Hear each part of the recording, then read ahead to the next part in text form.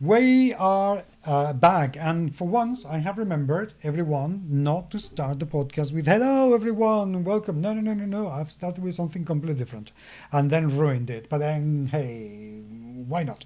Hi, Chris. How are you doing? Hello, this is Chris from DSX Machina. How are you? I am very well, and just in case people don't know about us yet, this is the GMS Magazine Podcast, a podcast all about board games, role playing games, and the people who make them. Sometimes the people who play them. And And sometimes the people who review them, as of last week.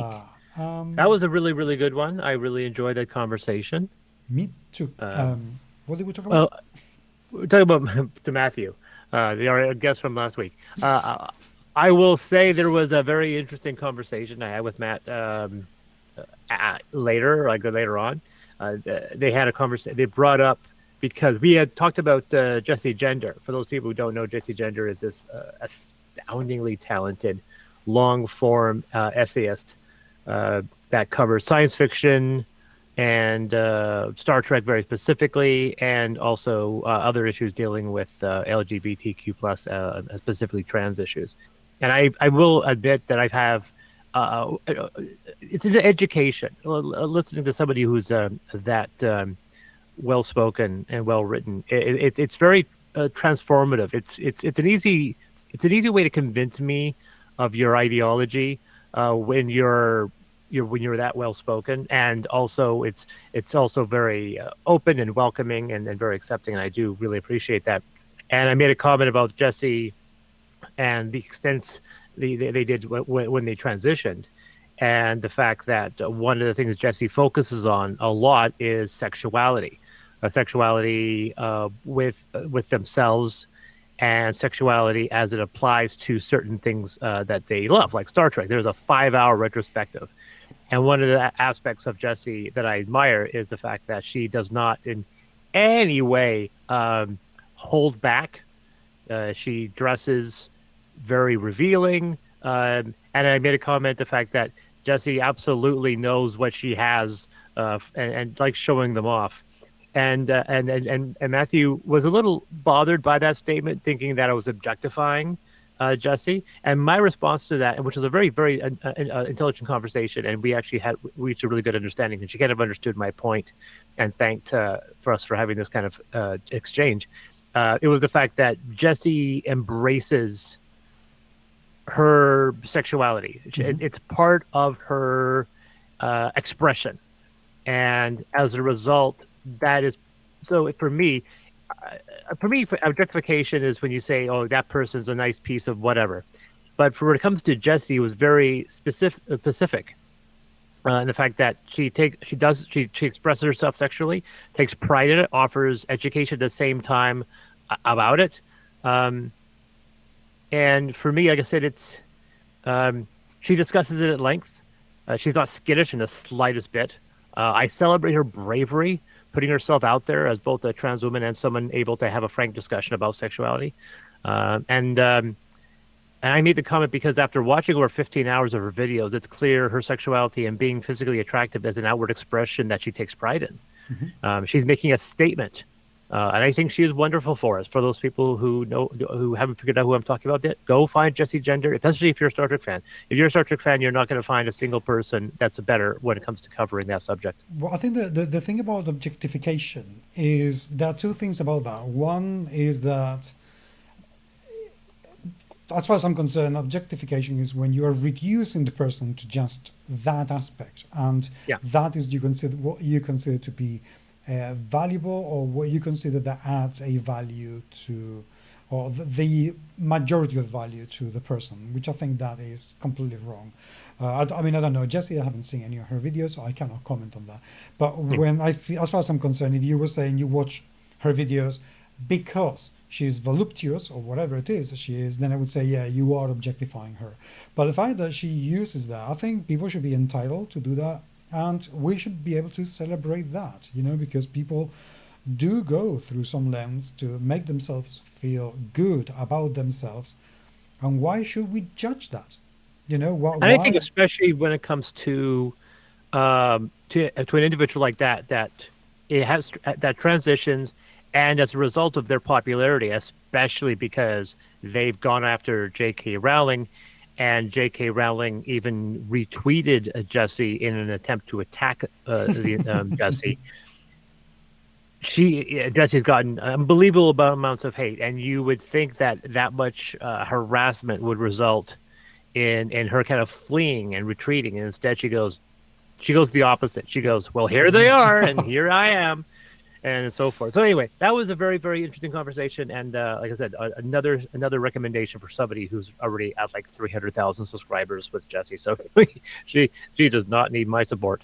But we are here talking about news and games, and definitely news is part of the of what happened recently, and I imagine it's going to be a good chunk of what we talk about. Yes, but before we go into that, one thing that I wanted to mention, firstly, I am so immensely happy for two things that have been going on over the last few days. One, Ice Makes Games campaign for Terrascape finished a few days ago with, I think it was about 700,000 euros in their project. And I am so unbelievably happy for them, because they've made an absolutely brilliant game. They've done the right things from the marketing point of view. They have listened to people when we have given criticism and feedback. They have contacted all sorts of reviewers, not just paid reviewers, which we're going to go into a second, or reviewers, but all sorts. Big people, small people, paid people, free people. They've gone for every type, and it has worked so well for them to promote their game, which, to be honest, it would have done very well anyhow, because it is terrific, both as a game and the production values. So I was really thrilled to see how much they got when their campaign ended. And the second bit of news that I am also very excited and so pleased about is that Kobold Press, that they were going to do the Black Flag game in response to Wizards of the Coast's OGL debacle. Yep. Well, they are on Kickstarter. They funded in about half an hour. They were asking for, I believe it was 92,000 euros. When I looked this afternoon, they were going for well over $120,000 or euros, I can't remember, and still nearly a month to go to do their campaign. They have smashed through 4 stretch goals as of the moment of recording this podcast, and I am so thrilled for Kobold Press because I absolutely adore Wolfgang Bauer, and I think they do incredible work. And they deserve it. So I am just so happy.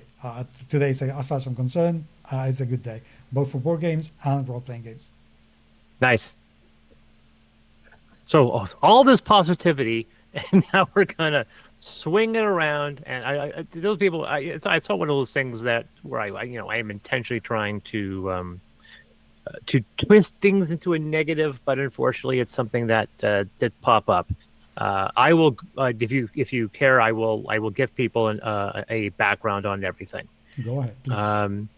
So the story is the creators of Aeon Trespass Odyssey have come out to call out Quackalope for essentially blackmailing them, and this is the headline. There's some other personal things I'll bring up that happened as a result of this conversation I've had with a few people. For context, Quackalope is a board game YouTube channel with about 48,000 subscribers, which is very, very good for a board game one. Mm-hmm. He's in a circle. I guess we've talked about the fact that there are several circles of board game reviewers. Quackalope is in a specific circle, which includes a few other people. I'm trying to remember right now who else he does videos with. I think the Dragon's Tomb, King of Average, but I'm trying to think of. He's interesting. Watch It Played has done some things with them, but there's one very specific guy who can't remember, who does a lot of videos together with them. They do a lot of work together. Anyway, so and He does mostly talk about upcoming Kickstarters. Most of it's sponsored. The sponsored content has the YouTube disclaimer, includes paid promotion, a rectangular overlay in the corner of the video, but no mention of it in the actual content of the video. Now, Aeon Trespass Odyssey is a huge campaign game that seems to be a mix between Kingdom Death Monster and Tainted Grail. I have not played it. I've not really seen it much in detail. Quackalope has been running a series of videos on Aeon Trespass. Every video starts with Quackalope saying that they contacted Into the Unknown, the makers of the game, to do sponsored content. They never answered, and so now they got a friend to come and explain and play the game with them. The series culminates with a video on what they liked about the game, and then follow-up video on what they disliked. In it, they call Aeon Trespass Odyssey possibly the worst game they have ever played and nigh unplayable. Now, about 4 days ago, Into the Unknown, makers of the game, posted this as a response to someone talking about the negative Quackalope video on their Kickstarter. And they have receipts to back this up, and this is where things get a little interesting. And there's been a few people that have talked about it. I'm trying to find now the issues here. I know there's somewhere, and I'm going to look for it now because I actually have the post here, the actual thing, unless it got deleted, because that would be very interesting if it got deleted from the board game group. How much do you know about it, by the way? To be honest, not a lot else than what's been said already on Reddit and Facebook. Which basically it's what you just said. Blackmail might be a bit of a strong word. Yeah. Technically, it might not have been from the legal point of view, perhaps because. Well, I think if people, some people have gone into details about the definition of the word, the difference between whether or not it's blackmail, and from a legal standpoint, it's not blackmail, it's extortion. That's the actual terminology. People are using. To be honest with you, let me just say this: it's no better. Oh, I'm just talking about the technicalities and the letter. So anyway, Into the Unknown's official statement regarding the review by Jesse Anderson, Quackalope. This is Into the Unknown Studio. In response, first of all, we'd like to say that everyone is entitled to their subjective opinion about the game, especially when it comes to consumer products. We do not censor content. We do not argue with critics and reviews. We try to learn something from them, good or bad. We have no problem with Mr. Anderson's opinion about ATO. They have no problem with the idea of sponsored content. They say we use Facebook Meta, Reddit ads. We also collaborate with content creators on things like rules, videos, summaries, and playthroughs. Now, on January 19th of this year, they were contacted by Mr. Jesse Anderson, Quackalope, with the proposition of creating paid content for them. Mr. Anderson suggested doing 5 videos for the total cost of $7,500, saying it was discounted from $12,500. And we will talk about that cost in a second, because that's been the second conversation. Though we were lukewarm on the prospect, especially with the price tag, which we did not feel was warranted, we asked for further details, clearly stating this would be considered by us as a paid sponsored content, basically an ad. And we also mentioned, their words, our reservation about the price. 2 weeks later, on February 3rd, Mr. Anderson responded answering our questions, comes their quote, but also mentioning that he has already purportedly put 50 hours into the game and produced content for it, finding the game quite frustrating, struggling with rules, finding cards, tracking things. He suggested we should either get a developer to live stream with him or send one to Ohio, US to oversee material over the course of a week. In such a case, Mr. Anderson assured they would scrap the footage we have already recorded. He also warned that if we decide to work independently, we will likely not invest more time beyond the 50 hours of content and 8 videos we have recorded. This really changed the tone of the conversation for us. At this point, we really didn't want to go into any collaboration with Mr. Anderson. However, at this point, we felt pushed to a wall. Quackalope was the biggest board gaming channel with a lot of sway. I don't think he's the biggest one. No, he's not. Their coverage of our previous campaign had a noticeable impact on our chaos result. We thought about how to get out of the situation. A few days later, we sent another email delineating the rules for paid content, lamenting that Mr. Anderson found the game frustrating, asking for more details on what he found wrong with the game, as well as wanting to see the raw footage that Mr. Anderson has shot. We also proposed foregoing ATO coverage whatsoever. I had a hard time imagining the cooperation, seeing his disdain for the game, and moving to another format which was being designed with critical feedback in mind. More streamlined, player-friendly, with less overhead, all the things Mr. Anderson quoted as being frustrating.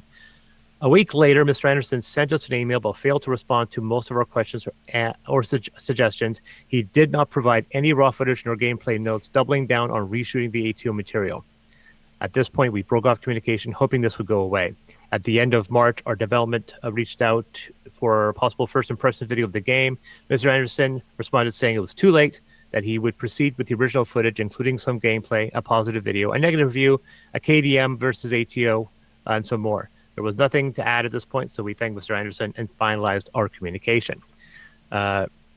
The days before the campaign, Mr. Anderson released videos, which we assumed are those mentioned as recorded above. Each of those videos mentions he reached out to us for sponsorship but got no answer. At the end of the week, he released 2 additional videos, one supposedly praising the game, the other calling it the most unplayable game he has ever played.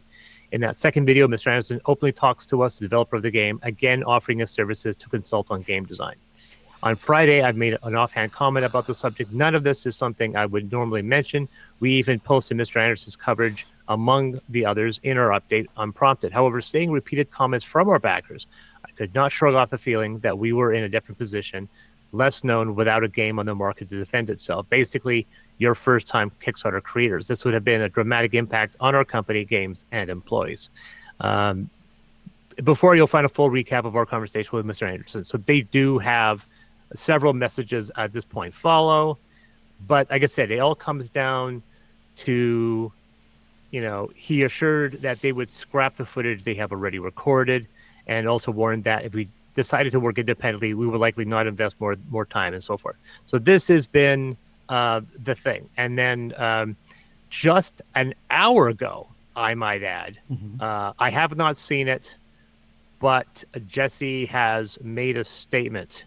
Okay, for the record, people, we are recording this on the 23rd of May 2023, and it's about 21 p.m. here in Spain. So I can imagine about 3 or 4 p.m. where you are now? Right now, it is May 23rd, just before noon. Okay, perfect. So just to keep people context, when you say just an hour ago, to make sure that, because people may be listening to this podcast or watching this video in a week or 2 time, so just to make sure that everybody knows exactly time-wise where we are. Yeah. So he's released a statement. He released a statement. I have not watched it. I've only it's been up for just over an hour. There's already 249 comments, which means it's getting a lot of watch. It's going on everywhere. It's already at 5,000 views. And suffice to say, none of the comments are favorable. Okay. How long is that statement? It is 30 minutes, 29 minutes. Okay. That's too bad, because I was going to suggest that we pause, watch it, and then comment on it. We can. Okay. There's shall we? So, yeah, we can pause it, and there's a couple prompts for time. One, some saying that the statement officially begins at the 5-minute mark, and then the changes he plans on addressing begins at the 22-minute mark. So yeah, we can do that. We'll pause the show. We'll watch that, and when we're ready, we'll resume and have our comments about it. Okay. Boom, we're back. We've watched. What a time jump that was! Wow. That was quite something. I will let you go first, because I've been doing research as I've been listening. Okay. I'm sorry, but I don't buy it. I just don't buy it. So this is going to be my full and honest, complete opinion. I don't think that Quackalope, Jesse is a bad guy. Okay, I don't want this to be portrayed as a anything that it's a bad person or anything at all. But I'm sorry, my dude. The emails very clearly state that you will scrap the content if They either send you somebody or they teach you somehow to play the game and you record new videos. As a content producer myself, as somebody who's been at this for over a decade, I can't start to explain how many issues I have with the fact that, firstly, you claim to shoot 50 hours of video. None of that you show to the person. Secondly, they did not ask you for it, and that is exactly how it should have been from the beginning. If you don't like something, you say it. But going back to people and telling them, because that's in the emails, this is not something that anybody is inventing. Pay us and we will reshoot this with a better opinion of the game because we will have learned how to use it. What the fuck? What the fuck? I mean, really, does it take you 50 hours to play a game and know that you don't like it? Because it doesn't take me that long. I'm sorry, it does not take me that long. Simple as. Simple as. And I am not going to say that, wow, Paco, I'm amazing. No, I miss out on rules too. But you know what? When I need to give a negative review, like recently I had to do with Dadao Cheng because I did not like that game, I just go ahead and do it. But mostly I spend my time with games I actually like and enjoy. And I'd rather bring positivity to my channel. Maybe that's why my channel has never grown that much. And that's maybe why it's never going to grow. I don't care. I genuinely don't give a shit. Because I'd rather have 3,500 subscribers and them all, every single one of them know that I have never been bought by a company, that I have never asked money to any company to make any kind of content, and that I am as unbiased as I possibly can be, and we disclose everything. I disclose everything. So I'm sorry, the fact that he only apologizes on minute 25, that doesn't sound to me like he's all that sorry. I'm sorry to say, that doesn't sound to me. The fact that he categorically denies what he's done when there are the emails out there, dude.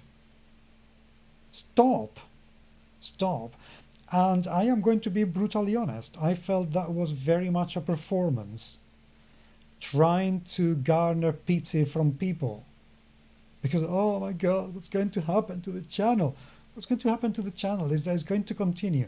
And if you had any kind of decency, I'm sorry to say this bluntly, but I'm not going to say that he would leave the channel, but he would take one step back and let the other two people who indeed don't deserve any of this take charge. If you really feel that bad, that sorry about it, and this is about the three of you, then let the other two people take the hot spot. And step back. Can he rebuild trust again? With a lot of people, I'm sure he will be able to.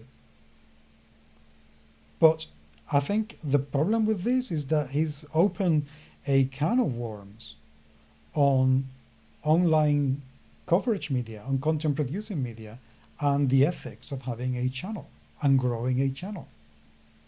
He's been caught out, flat out lying.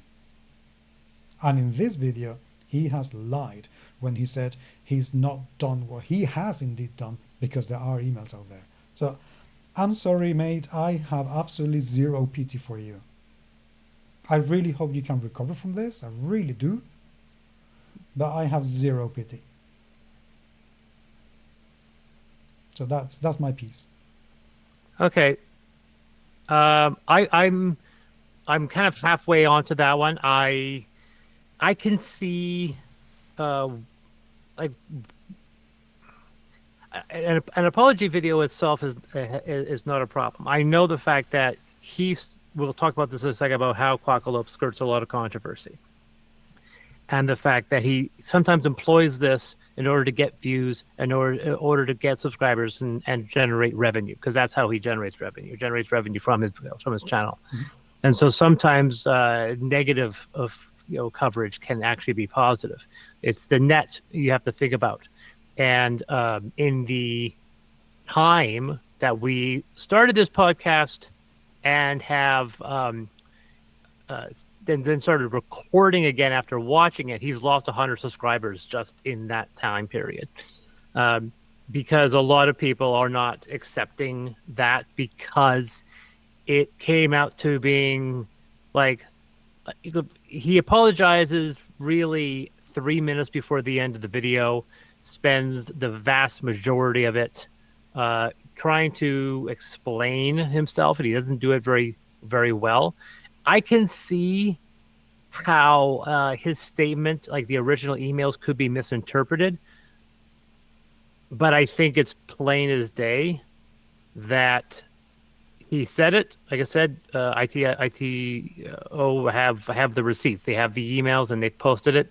They knew perfectly well, and they said they were going to keep it quiet, but they felt the need to do it because there was this negative video. And it should be noted, like Quackalope is definitely someone that takes a lot of effort in making sure that his negative videos get watched. And we know that negativity sells.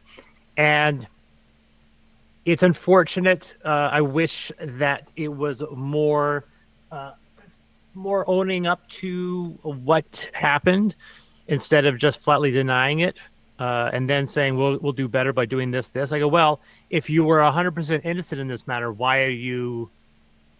If you're coming out saying this is absolutely patently false, this is not true, and you said I have nothing to apologize for, this is the industry and I'm standing by it, I would at least give him credit for that. If he came out and said this is 100% true, this was a blatant ethical violation on our part, and we are sorry that we did it. We're sorry that we fell down this hole, and yeah, we definitely regret the fact that this went public. It's the nature of the beast. Sometimes you go down a street that's dark and you don't realize how far you've gotten until someone turns on the light. And sometimes you need that light to be turned before you realize how far you've gone. And some people, decent people, have made mistakes like that, have walked down that dark path and realized they had crossed a line and not known about it until they got caught. And then, yes, they are upset that they got caught, but it also educates them in realizing, wow, I let my greed take the best of me. And if he had come out and said that, I would have respected. But this... the thing is, let me stop you there for a second. Even if they have said, you know, guys, we think we've played this game wrong. Could you please come and teach us how to play the game? But we need to charge you for this time because we cannot spend any more time on this without being paid because we need to get paid for this. Can we work this out? I mean, I agree with you that the 50 hours is highly suspect. I don't know anybody that sinks 50 hours in a game.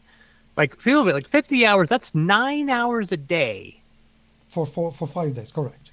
Yeah. It's like if you were working a day job, that would be slave labor. Except, but that what I bet you anything is that those 50 hours are combined the people who played the game. I was just going to say that. It's just going to say that. It's not 50 hours by one person or 50 hours by all these people. He's literally taken a 1 hour game session played by 5 people is 5 hours of correct. That is, if I was saying... That's very disingenuous. Exactly. You know, every Thursday, my team plays 12 hours of role-playing games. Hey, we play for 2 hours and 6 of us, so it's 12 hours, right, of our time. So, I'm sorry, dude.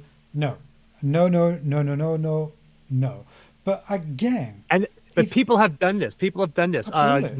Last week tonight, one of their most famous exposés they ever did in their first few months is that they did an exposé of the Miss America pageant, where the Miss America pageant was claiming that they make $40 million available to the contestants and the winners of Miss America, and John Oliver and his team pulled all the tax records of the agency because it's a public organization to find out where the hell this money's coming from.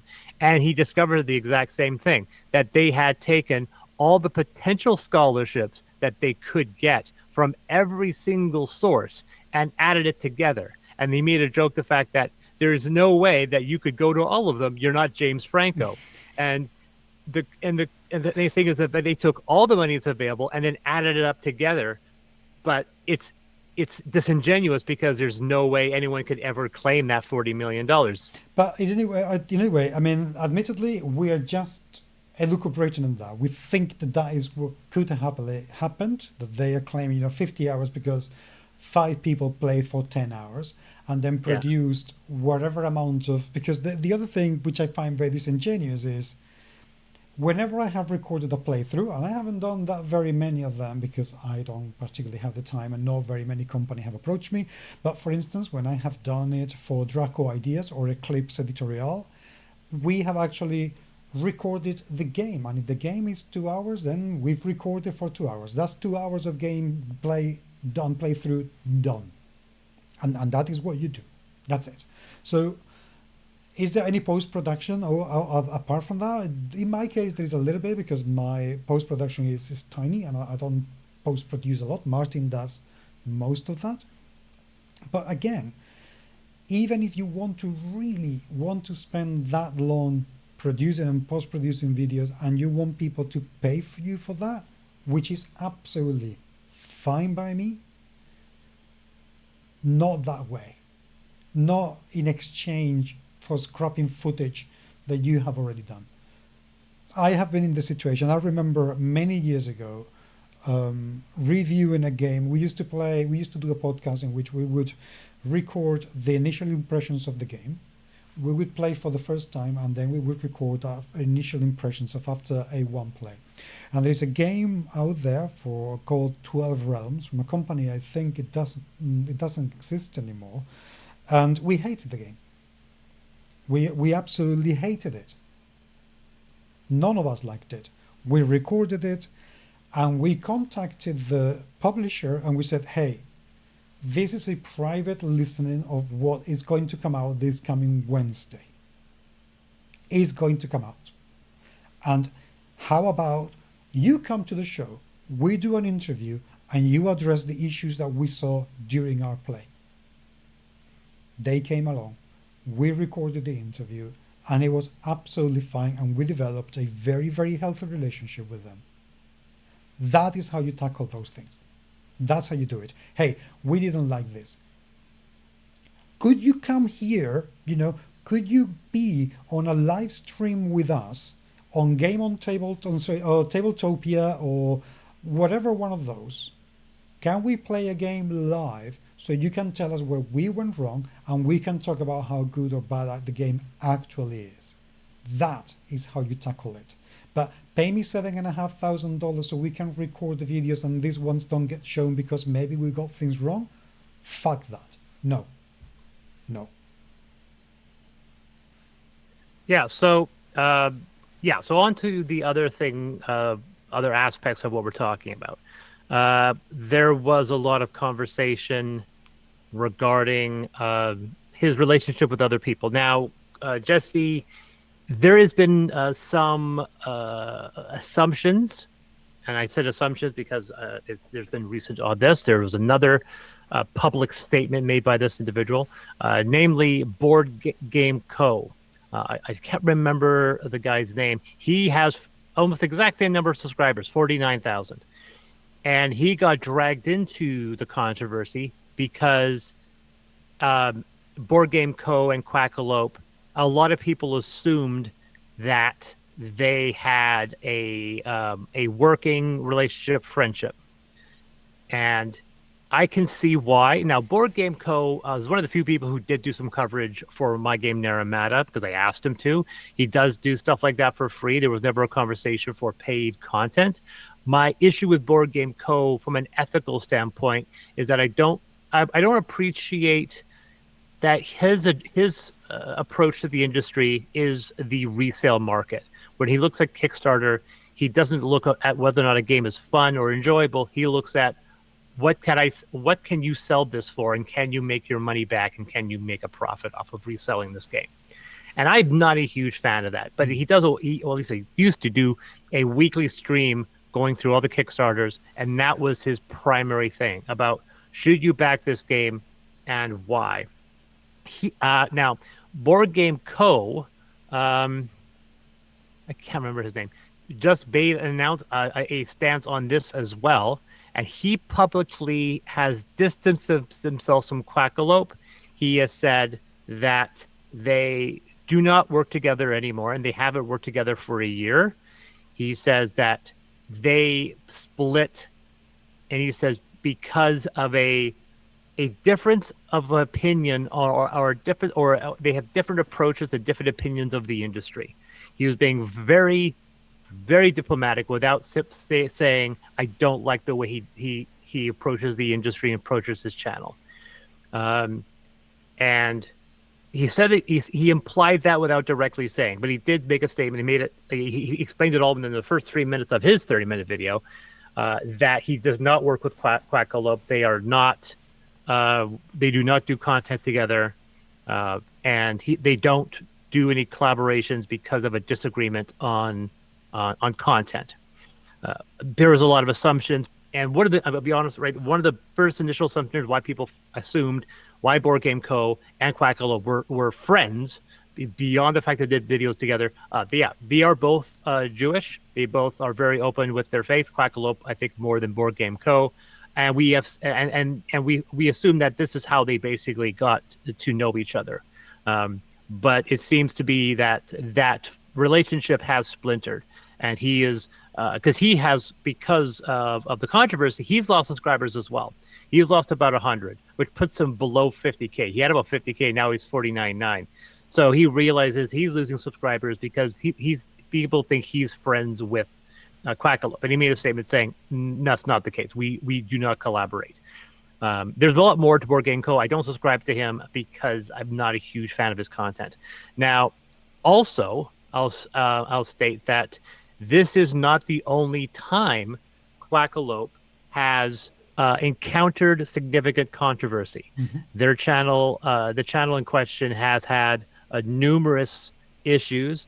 People have expressed that Quackalope's content is by a majority very negative because Quackalope believes and knows that negativity generally does move more. Yes. But there was a noteworthy and very open clash between Quackalope and another site called the Dragon's Tomb. The Dragon's Tomb has been out longer. It's an older channel. It's at 17.2 thousand subscribers. And about 8 ago, Quackalope kind of went after Dragon's Tomb, mocking and trying to one-up Dragon's Tomb's regular giveaways. Dragon's Tomb took that. He although he did compliment the act, he knew perfectly well that this was an intentional attack against Dragon's Tomb. And this gets a little worse because in the Dragon's Tomb video titled The Dark Truth of Quackalope, he talks about the fact that Jesse had approached the runner of Dragon's Tomb before Quackalope's channel opened up, begging to be brought onto the channel. He did it if the audio that this guy in Dragon's Tomb is correct. Dragon's Tomb was almost, I won't say verbally assaulted, but definitely there was an exchange of very heavy comments when Dragon's Tomb expressed no interest in collaborating with Jesse. And at that point, not long after that, Quackalope then posted a video addressing the newest Quackalope controversy, indicating that even this is not the only time Quackalope has been embroiled in controversy. It seems like they very often are embroiled in controversy. We kind of assume that because they have 1,000 videos, that they just kind of power through it through posting. I think as well, if I remember correctly, Quackalope was the one who created an awful lot of controversy a few months ago when he released a video together with Travis Chance, I think it was, I can't remember, released a video in which they literally said, the world doesn't need your mediocre game. Yeah. And it was a video in which people were saying, don't go out there publish if you're just a one-person band, don't go out there publishing your mediocre game. We don't need that. We only need excellent games. And I remember a very angry sounding, at least Eric Lang in Twitter saying, no, actually the world does need your mediocre game. And even I joined that with saying, what the hell are you talking about? Who the hell do you think you are? To tell people don't publish your game unless it's going to conform to my exact measures of quality. Otherwise, your game is going to be mediocre and the world doesn't need it. Fuck's sake. How much more of an elitist wanker can you be? And then he came out saying, oh, no. But, it was all said in jest. It was all, I heard the term a couple of days ago, which I absolutely love, and I am going to continue using it, which is he is the Schrodinger edgelord. He is the kind of person who will say whatever and then come back and say, oh, no, it was a joke. If it's well received, then it's fine and he meant it. And if it's not well received, oh, no, it was always a joke. So, you never know if it's alive or dead. No, I'm sorry, dude. I have some bias, and I'm going to admit on something. I absolutely despise how people make noise with negativity, with hatred, for the sake of accruing views and followers. I think it's a completely unethical and really unhealthy thing to do. I have been the victim of somebody who did exactly that in my country. And I was a victim of his bullying, his harassment and vitriol for years until I was driven out. So as far as I'm concerned, the amount of respect that I have for people who on purpose goes out there and create hatred to attract people, no. And if anybody is going to try and throw at me that I did my Dear Some Straight People series, that was actually a series to highlight issues with the LGBTQI plus community and the straight people within the community, not to stir any kind of hatred against any kind of company or any kind of product. And yes, I have mentioned when companies have been bigoted or otherwise have been homophobic or sexists. And I will continue to do so, because there is one thing, there's one massive difference between building up hatred upon something based on what you like and actually calling out the bullshit, the hatred and the misogyny of some people because they spew it themselves. So two different things, so don't cut me with that, because I will continue doing that and you're wrong. Yeah. Now I will say that, let's see here. I actually had it here and I think that's why. I had the wrong thing in. Yes. Yeah, so, okay. All right. So, because I know there's a post I just found here. Bruno Faduti, but I'm pronouncing that name. He made a comment. He said, maybe I'm naive, but I didn't think there was anything like this in the board game community.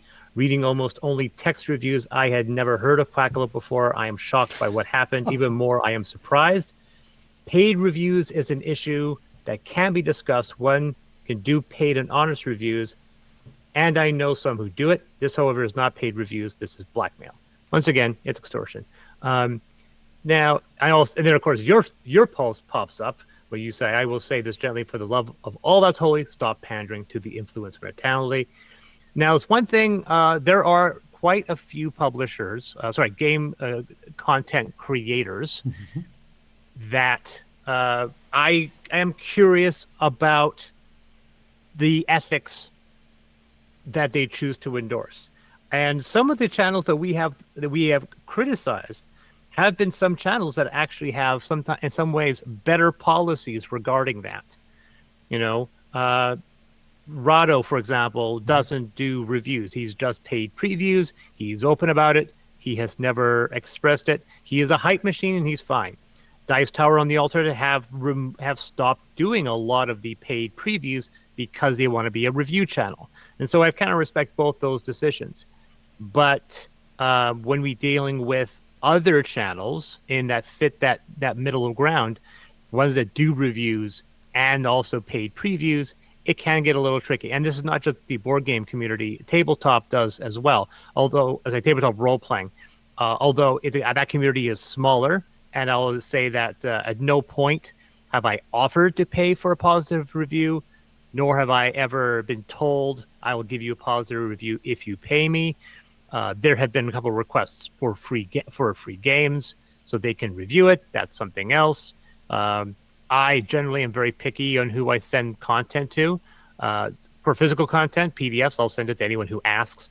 But like I said, I have an issue with Quackalope specifically because of, I'll say, his attitude. I didn't really like his attitude. I didn't like the cut of his jib, per se. And seeing this and then realizing, going further research, that this is just the latest in a slew of controversies regarding Quackalope, indicates to me that this is a relatively two-faced individual that I would prefer not interacting with, like I already have been. I have not interacted with Quackalope even during Naramata. I did not express any interest in working with him on that channel. That opinion will not change. Oh, even if they pay you. I mean, they can pay you $2,000 if you change that. Yeah. And that's the second thing.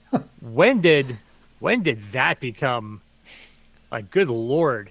So it should be noted, like, when I get asked to do previews, even several videos, prices can start, $150, $300 for decent channels. And these are people that have 10 or 17,000 that they do run those types of videos.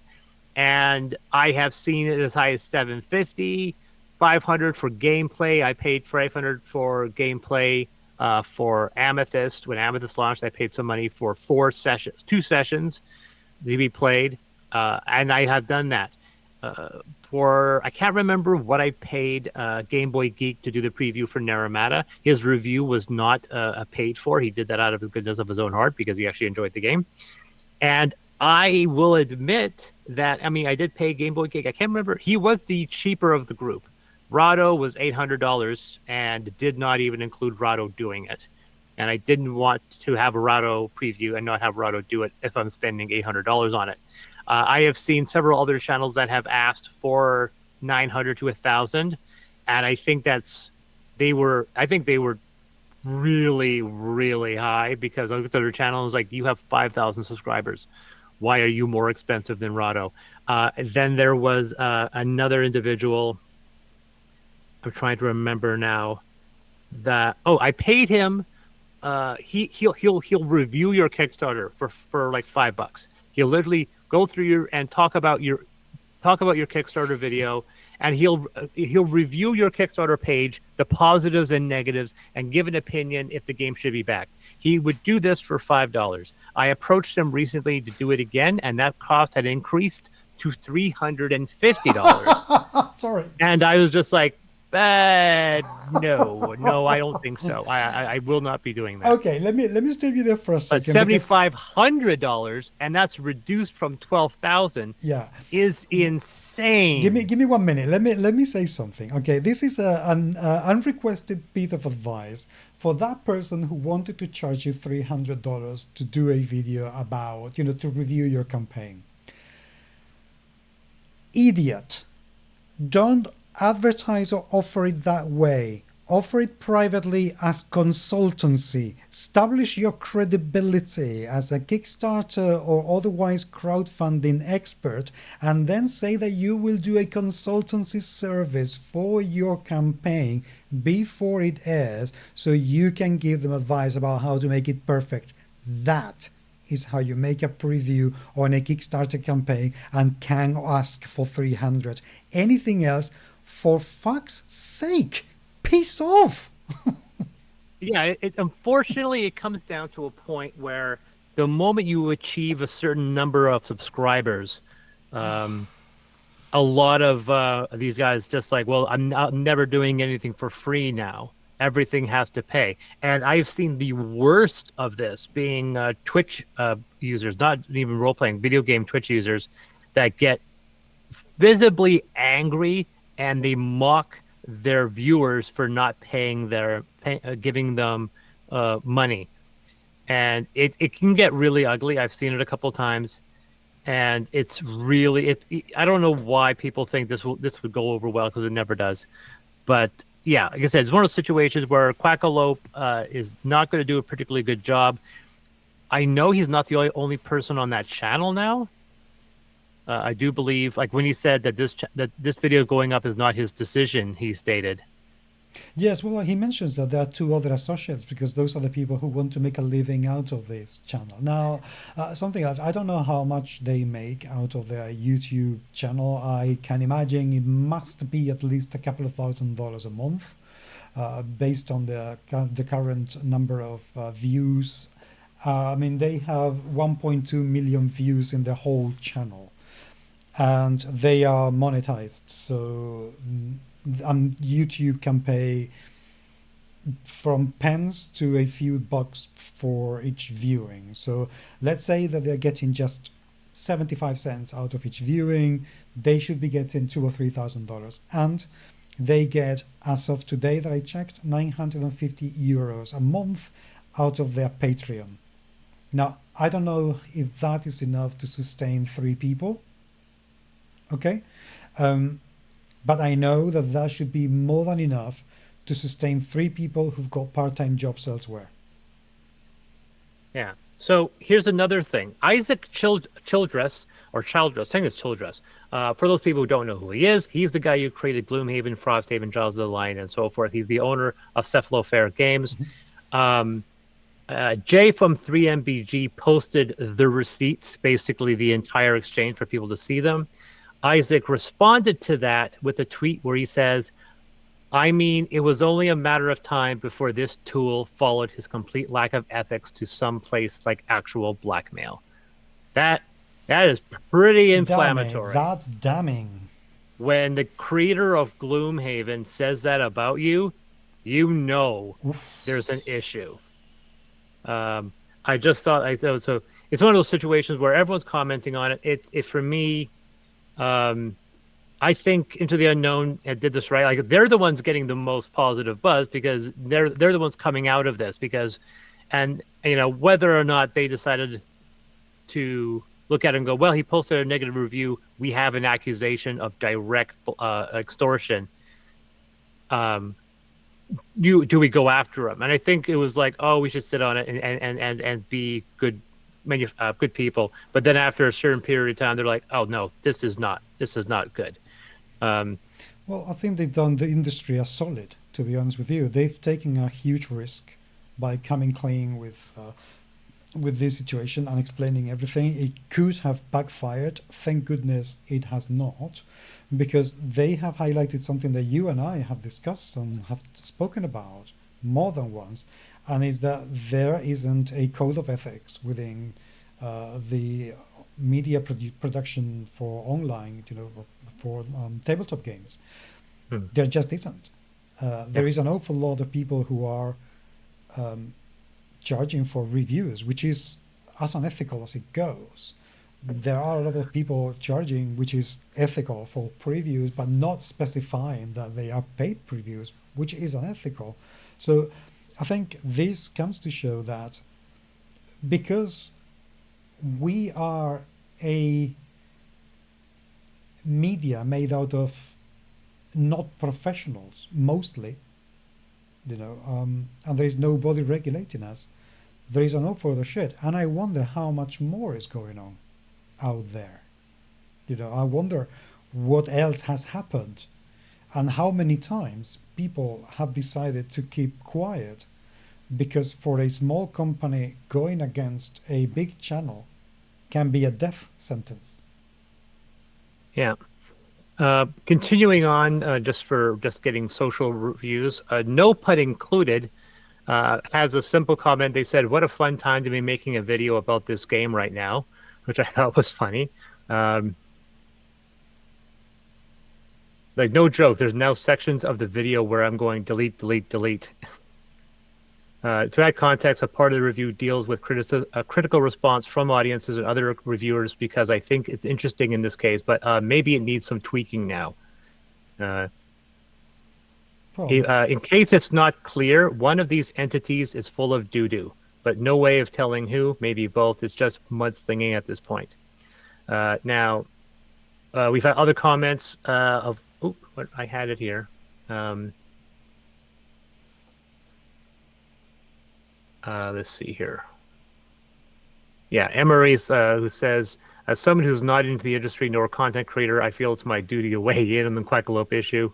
Every few months, this argument comes up about paid content in board games. As an outsider, if I've seen in several discounts, it's always he has a string emoji. But yes, it's Brother Ming Games says, I think the overall landscape of board games YouTube isn't as bleak, thankfully. Quackalope is just exceptionally slimy and has had a bad reputation within the industry circle for quite some time, yet somehow managed to maintain popularity. I don't know. I think I think it is pretty clear that Quackalope is not what he appeared to be. I am not going to say, because I believe in redemption. I believe in second chances. So I am not going to say, just close your channel and go away, because I don't think that would be a learning moment for anybody.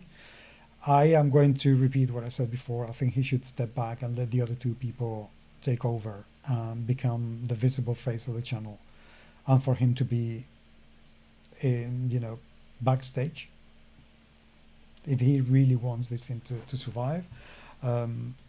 But I don't believe in his full apology that he has posted. I'm sorry. I don't feel it is genuine enough. Bowtied Board Gamer says, A, I'm not surprised. B, I wish this was the only time I heard about the lack of professionalism in the industry. So it's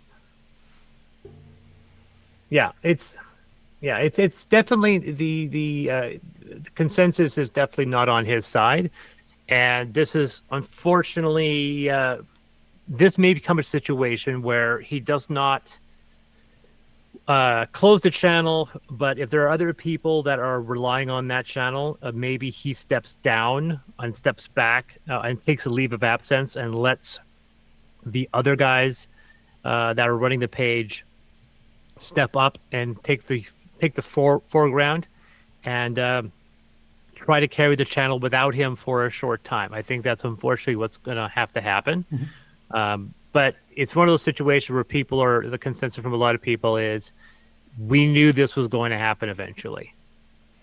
I'm going to move on a little bit from this, because we can keep saying the same thing, and we know what the outcome of this is. He's fucked up. He's not fully admitting to it, and I am not saying how he's doing any kind of reparations on the matter, because saying, oh, we're not going to talk to anyone, we are only going to accept when things are being sent to us, well,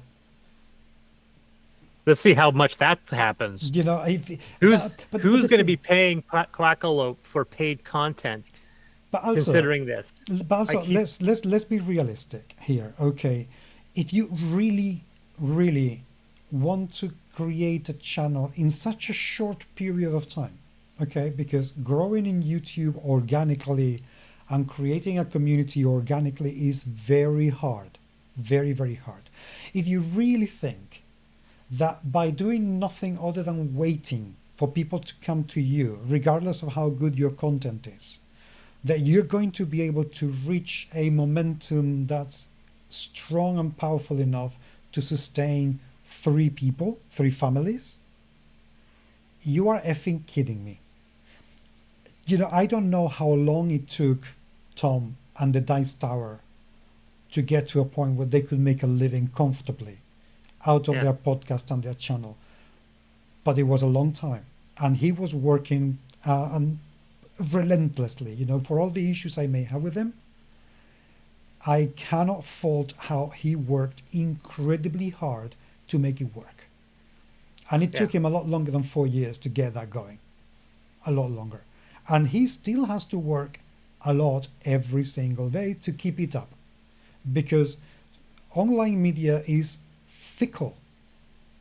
Seriously, it's so fickle. You only need one mistake for everything to fall on, rolling on top of you. So it's a very risky business to be in. Yeah. So, sorry, mate, but if that is what you're going to do, no. This shines a light also on this massive issue with the influencers and the fact, especially board games, role-playing games, not so much, but definitely with board games.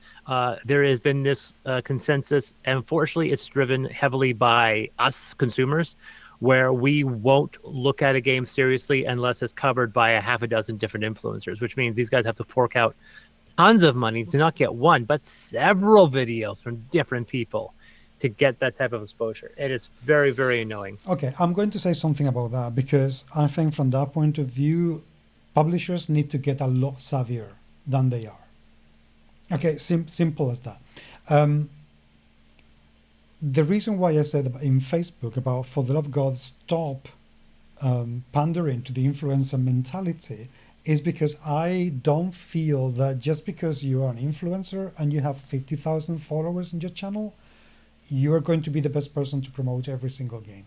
And maybe a channel with 2, 3, 4,000 subscribers is going to do a lot better, because it's going to give you more time, it's going to do it for a lot less money, and it's going to have a more specialized audience. And unless publishers truly exploit that, I am so disheartened at the fact that I know of publishers who commission videos for reviews, for previews, for whatever, and then those videos never make them to their own websites, that they never talk about those videos. Yeah. And it doesn't just happen to me, it happens to me a lot. I need to keep telling people all the time, you can use my videos, you can put them on your website, feel freaking free to do it. You don't have to ask permissions. That's what they're there for. Yeah. It is disheartening to know that they miss their chances on that one. They need to get clever, and believe me, it's a lot better to spend $2,500 making prototypes to send to a number of people who will cover your game and that you can cross promote, than to spend $2,500 like Jesse wanted to make a series of videos for your one game. Yeah. But publishers need to get on top of that. Yeah, the thing is, publishers themselves have to kind of fight back and go, we're not going to do that. And there are some publishers that have. I've noticed some game publishers for big projects. One recently with the Frostpunk board game, which I had issues with the game. I didn't back it, but I appreciated the preview videos that they had posted. Not a single one was somebody I knew. It was 4 different videos. It was the same video in 4 different languages.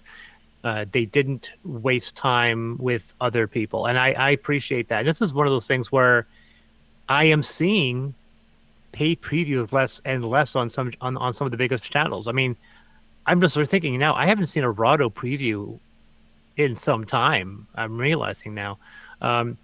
It should be noted this is not going to go away, and it's going to get worse. King of Average, who has 27,000 subscribers, he has a video where he goes into details. He says it's level-headed discussion, so I recommend people watch that. Somebody said, my only interaction with Quackalope was when I commented on their best solo games video to respectfully point out that it was not appropriate to make Gloomhaven the best solo game when they say in the video that they never opened the box at the time and only played the digital version. I pointed out that viewers may be deceived into buying an expensive game that they would not enjoy solo, since it's a very rule-heavy, finicky to play without an app and a very long setup. And this is 100% right. For those people who are listening to us, Gloomhaven is not a good solo game. By God, love of God, do not buy that game for a solo. Quackalope just deleted the comment from the video. If a channel doesn't treat their audience right, I have doubts they would treat anyone else either. Agreed. It should also be noted, and this will be my final comment on this, Kotaku is now covering this. And now that Kotaku, which is one of the leading gaming review pages on the internet, has now mentioned this.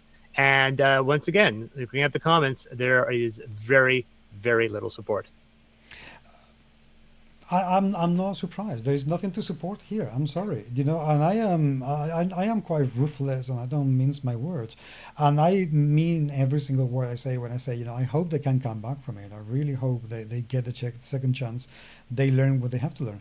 But I would be very surprised. Online communities are really unforgiving, and once you make a mistake, despite the fact that redemption is something that features in so many series and American movies, is not something that the American public is very keen on or very well known for. So I just don't think that's gonna happen. But I also think we as media producers, we need to start being transparent with our code of ethics. We need to be very clear, and if people are going to charge, they need to make clear what their fees, their rates are publicly. Just do it. Just like any advertising company can do, or just like any other media outlet does. Just do it. Be honest about it. Making a living out of this is something that an awful lot of people would like to do. I get it. I support it. But be transparent and be honest. Somebody I saw in Twitter this morning, I can't remember her name. She was saying, like how this is going to affect other people. Transparency is out there. You just have to find it. And it's a bit like, no. If you have to find it, it's not there. You shouldn't have to go. I hate it when I go to a website, for a service like, I don't know, one of those I was looking for a while ago, aggregators to program your tweets. And they don't have the pricing readily available. It's only when you go through the trial and they tell you, oh, but this is going to cost you $50 a month. Absolutely hate it. That's not transparency. I mean, it's transparent because you can figure out what the price is if you go through some loops and holes, yes. Yeah. But that's not transparency. Sorry, transparency has to be that transparent. Now, one thing I will also say is that of all the channels doing D&D coverage, the vast majority where I've approached them about doing videos, the vast majority of them say, we don't charge people. We'll do it on a case-by-case basis, or we don't do that type of content on our channel. And I have a tremendous amount of respect for that. Like I said, there's only a few people that do those types of videos. And very often, sometimes you have to pay people to play your games. Luckily, Ultramodern, which is launching now on the 20th of June, has enough people that have played it online. So I don't have to pay anyone to grab that. I already have numerous people that already have. So that's good. But like I said, it's only a matter of time before that catches up. If D&D continues to go on the rise, this might change things. But anyway, that was my opinion on that whole thing. I knew you had opinions, but I also wanted people to see the whole story and the various other comments being made in the industry. So I say the consensus is not on Quackalope's side, and his apology video probably should have been more earnest, more straightforward, and taken ownership of the situation rather than deny it. Yes, and deflecting. I'm sorry. No, he's... he's gaslighting. He's basically gaslighting. So I'm sorry, but that's not going to work. I'm going to say I am going to publish a code of ethics, which I'm drafting at the moment, that I already follow, but I want, I am asking for transparency. I am going to give transparency because I already behave in a certain manner that I hope it is. I mean, it is the way I want to behave. I have never charged anyone for doing a preview, ever. I have never charged anyone for being a review. I don't think I will post a positive review of your YouTube page for $5,000. Okay, I will send you I will send you a Bizum. Do you have Bizum? Although No, in the you don't. positive, now that my wife is now open to the idea of taking a cruise, we're going to take a cruise in Vancouver to Alaska, and then I've convinced her we should do a round trip cruise starting in Spain and coming back in Spain. So Okay, and the we'll thing see. is, We'll see if we can get to that. one thing I would also like to mention, people, for $2,500, I'm not going to say from wherever you are in the world, because I know that there are some places that are more expensive to get to than others. But for $2,500, you can catch a plane with your game in your suitcase, come to Valencia, where you can stay in my studio for free. I will let you stay in my studio for free for 5 to 7 days, nothing whatsoever asked in return, and we will spend a number of hours that I can devote, it depends on how busy I am at the time with my work, to do videos for your game for free. Seriously, I swear to whatever God you believe in, mean this. If you really have to spend that amount of money, come here, and then you can take the video with you. I don't even need to post it in my channel. Do with it whatever you want. I just want to help games get bigger and better. And Absolutely. that's all I have to offer for free. Please just consider it. Thank you. So, Next week we'll go back to talking about games we love and reviews. I actually got 2 reviews down. thank God, because I haven't been able to play for 2 weeks and I am itching. I think I'm playing tomorrow, because my friends haven't been able to be around for the past 2 weeks, for board games, for role-playing games I have. And I am really, really itchy for playing. I'm getting withdrawal symptoms, I think. That's not true. I'm not addicted. No, it isn't. Yeah. So, yeah. Suffice to say, that was our coverage. We knew this was going to be the dominant topic. Like I said, I'll have a review for Cartographers and Cascadia, and for next week. Good. Until then, people, we would love to hear what you think and have to say about this debacle. By all means, do comment on our commenting, because I would love to hear what you have to say. And if you want us to delete this video, well, PayPal is your friend. No promises, though. That was a joke. Anyway. I think this is going to be a recurring joke that people are going to be doing forever now, isn't it? Yeah. This is going to be the Quackalope, when people offer you money to delete content that they have already recorded but they didn't like. So it's a term. Oh, he's been quackaloped. He's been Quackaloped.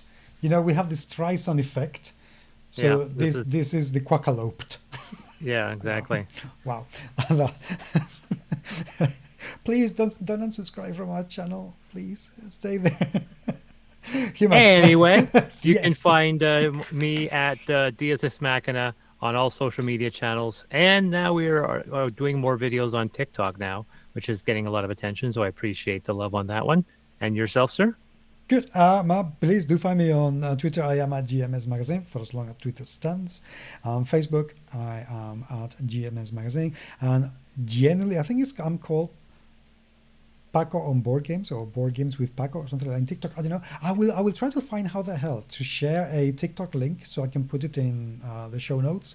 And if you send me yours, Chris, I will put your contact details as well, which is about overdue. So we'll do that. Email us podcast@gmsmagazine.com. Until the next time, people, thank you very much indeed for being there.